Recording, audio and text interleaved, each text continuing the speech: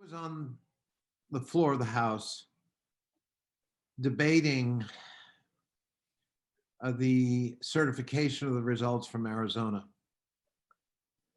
In an unprecedented move, the presiding officer who had replaced Nancy Pelosi said that we were going to hear a message from the police.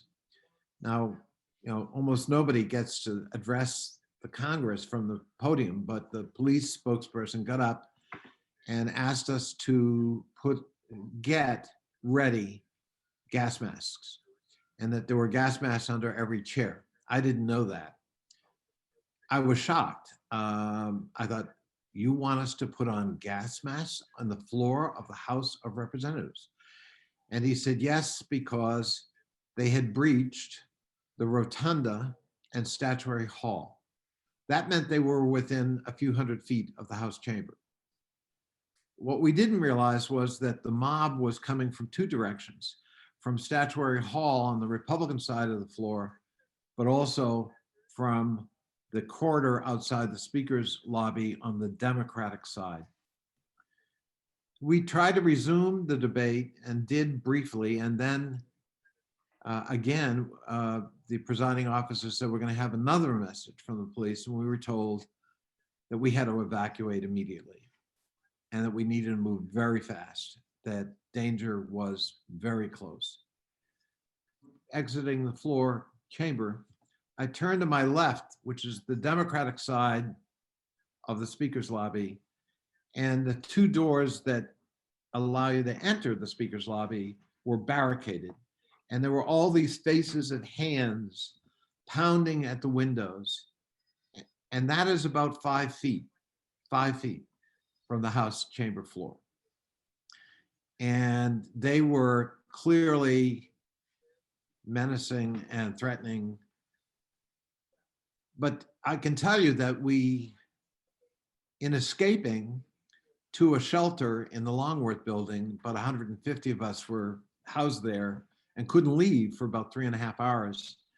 We didn't know whether that would be stormed as well. And if it was, what would that mob do, having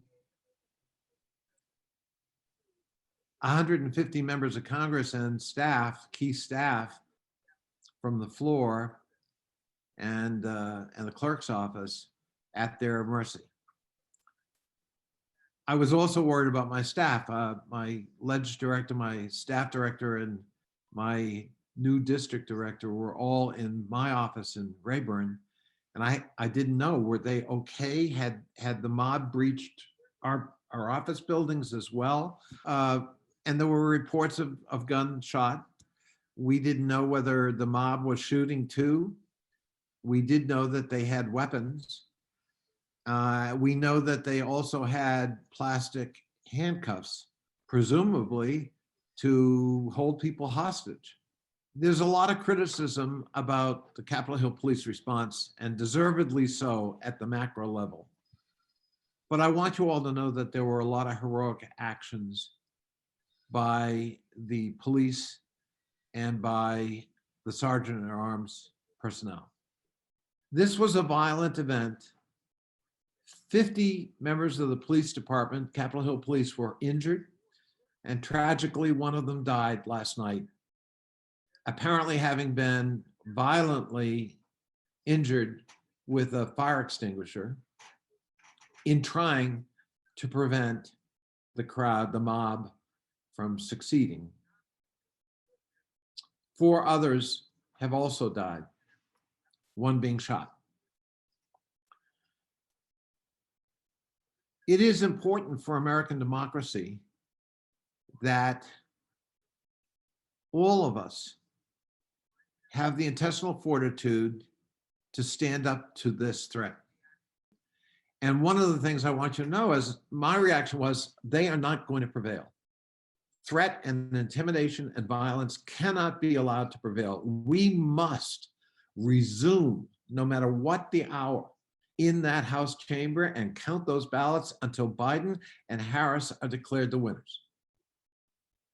Because the world was watching what was happening to American democracy. But democracy did prevail. We did take back control of the Capitol. We did resume our business, and we fulfilled our constitutional duty. Even before COVID hit, people were already struggling. And I think there's been a lot of focus on this because of the pandemic and because of school closures and daycare closures. But the truth is, even before, even if we rewind a year, 5 years, 10 years, women have forever really been struggling to manage their paid work with this family caregiving. And folks talk about, oh, well, once we have more widespread vaccinations, then things will go back to normal. I don't want to go back to normal. Normal was really bad for most women. And so what we should be doing is thinking about how can we go back to something that's actually better than what we had before. It's obviously time, for us to help that fight and help join that fight. I feel like I found a passion, Generation Z is a very impatient generation. I'm just going to say it for everyone listening. We are very much so like, we are tired of waiting for change. Change is now.